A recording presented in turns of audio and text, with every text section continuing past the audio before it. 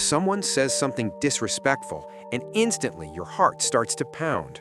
Your throat feels tight, and your mind, which was just working perfectly a second ago, suddenly goes completely blank. You might manage a weak smile or just stare back, feeling the heat rise in your face. Then the moment passes and they walk away, leaving you standing there feeling powerless. Later that night, as you're trying to fall asleep, the perfect response finally arrives.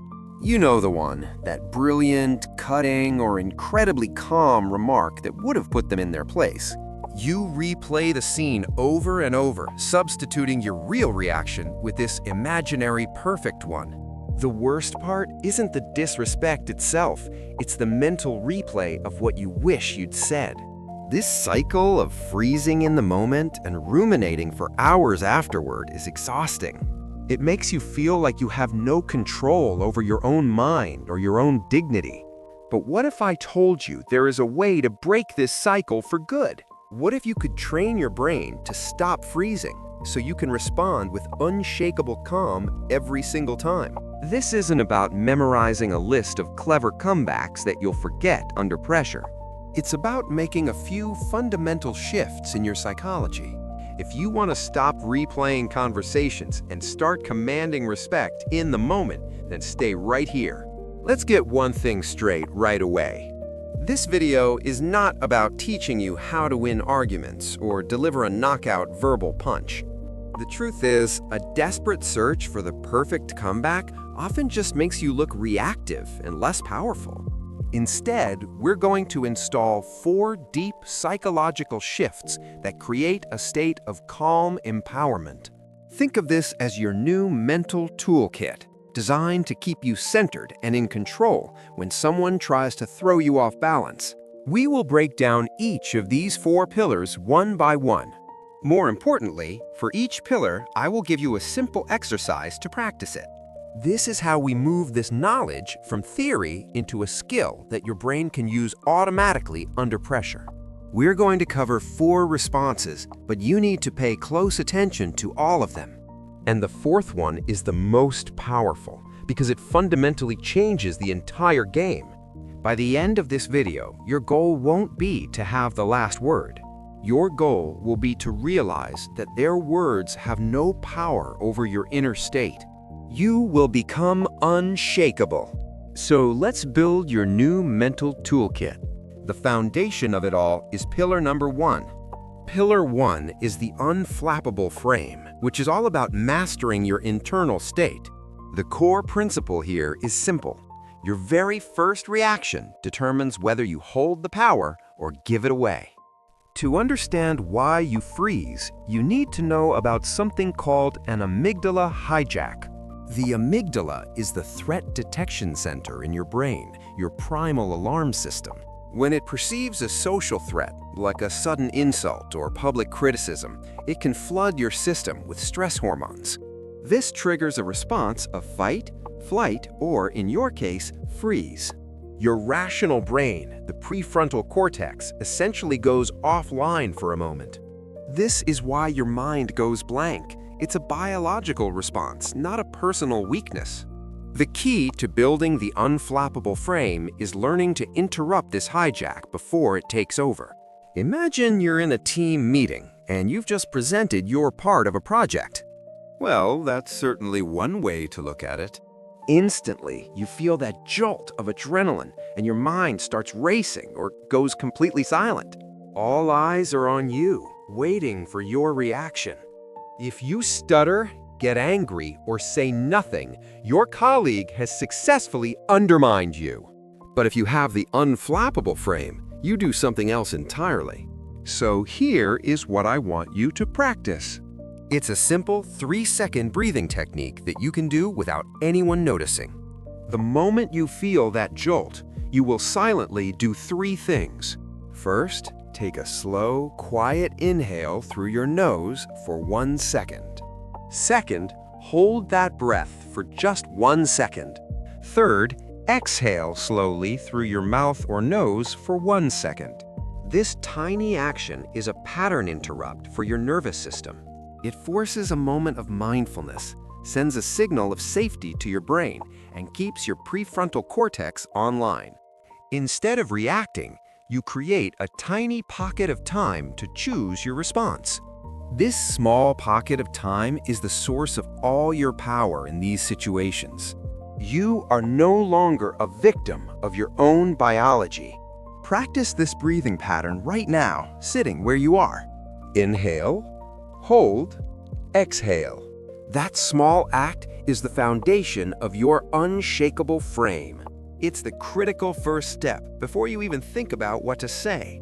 Without this internal control, all other techniques are useless. Your composure alone will often be enough to signal your strength. This frame is the armor that protects your inner peace. Just mastering this first pillar is enough to change most of your interactions for the better. But when you combine it with the next one, you become truly formidable. This brings us to Pillar 2, the clarity mirror. Disrespectful people often hide in the murky shadows of ambiguity. Your job is to turn on the lights with a simple question. The principle here is to force clarity, not to force a fight. Most passive aggression and subtle disrespect relies on something called plausible deniability. This means the comment is phrased in a way that if you get upset, they can say, "I was just kidding," or "You're being too sensitive." They get to land their punch and then blame you for feeling the pain. The clarity mirror completely dismantles this tactic. Instead of accusing them or getting angry, you hand the comment back to them and ask them to explain it. You are making them be direct, and as one commenter wisely noted, bullies hate clarity more than confrontation. Let's take a common family gathering scenario. You're excited about a new career path you're pursuing, and a relative says, "Oh, that's so nice that you're still trying new things at your age." The comment stings because it's a compliment wrapped in a subtle insult about your age or progress. "What's that supposed to mean?" This allows them to calmly reply, "I just meant it's great you're so adventurous," making you look like the crazy one. But the new you, armed with the clarity mirror, does something different. First, you use your unflappable frame and take that tiny 3-second breath.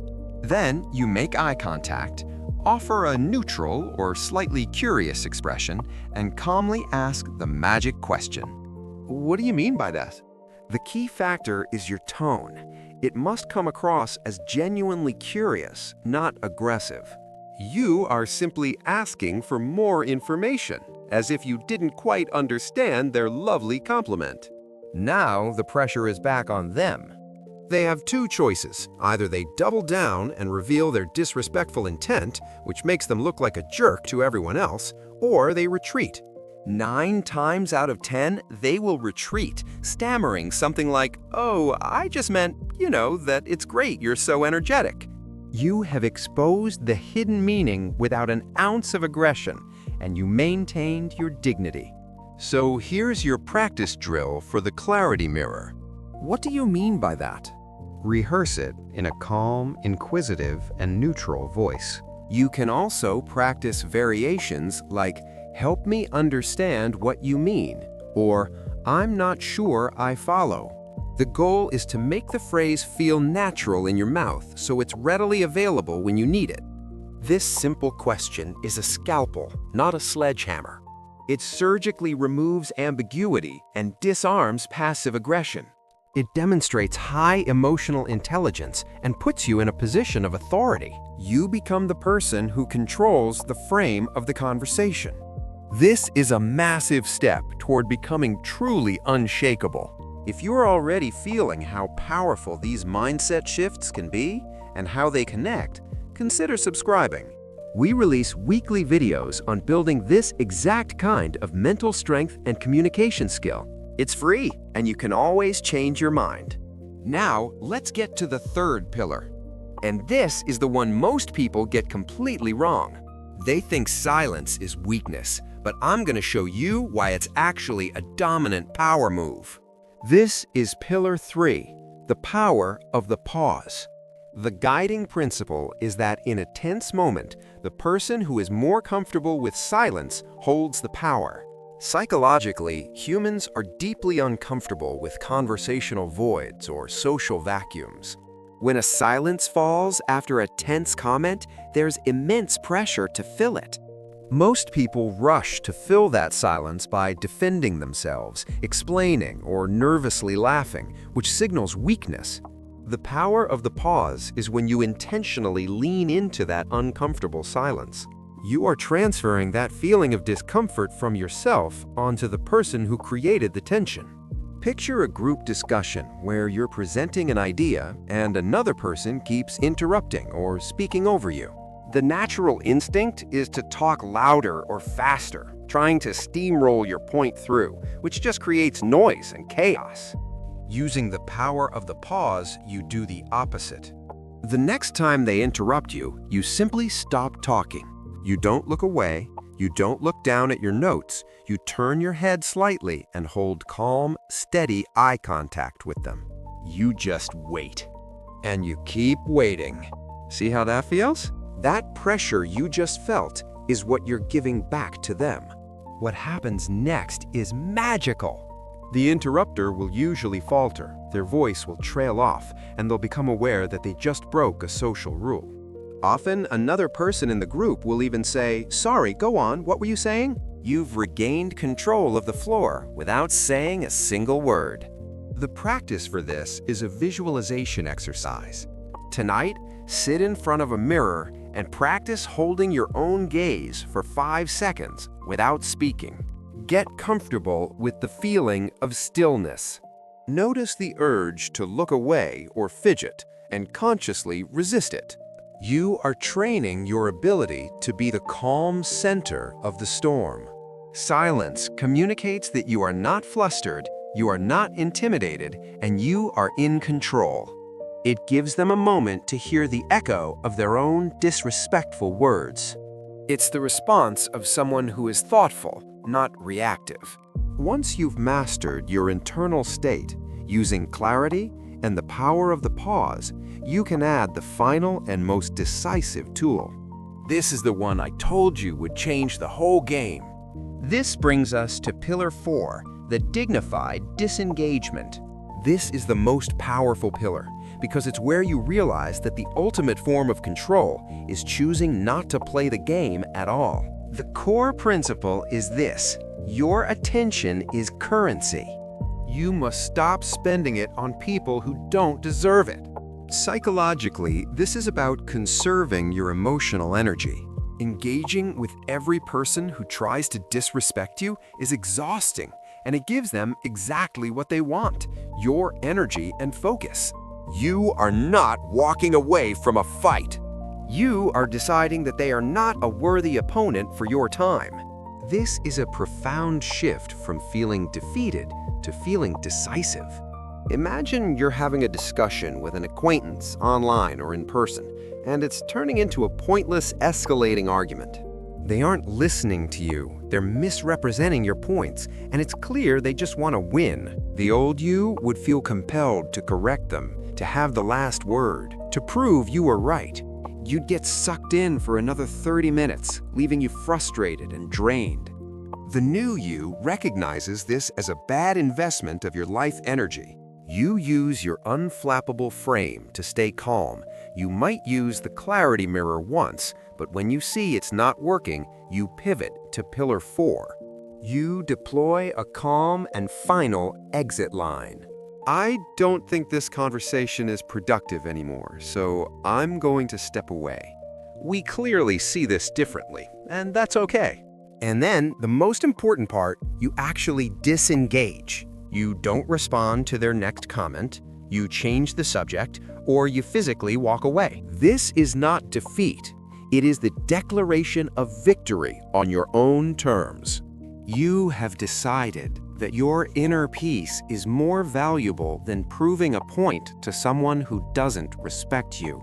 Your practice for this is to create your own personal exit line.